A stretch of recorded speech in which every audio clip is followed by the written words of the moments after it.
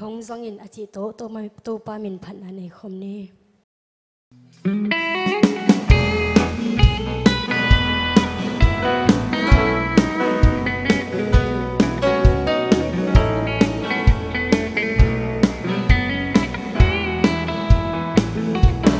to pa o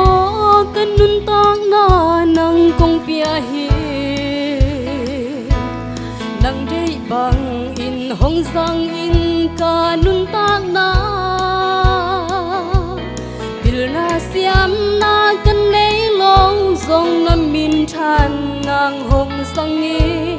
kapalai ni nang nga ding in hong pia i bil na siam na hoi na ka nei long to pa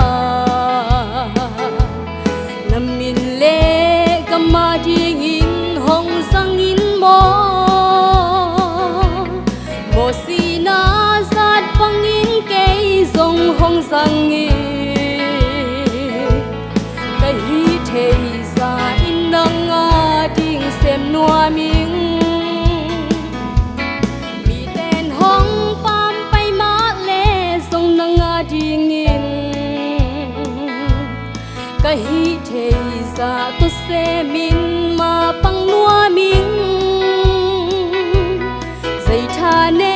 min ka om lai zong hong nu sia ngei lâu tàu pa ka hi thei za dây la tong pa toi ni bil na siam na hoi na ka nei lâu tàu pa nam min le kama ding in hong sang in mo si na zat bang in kei zong hong sang i kai hi thei za in nang a ding sem noa mi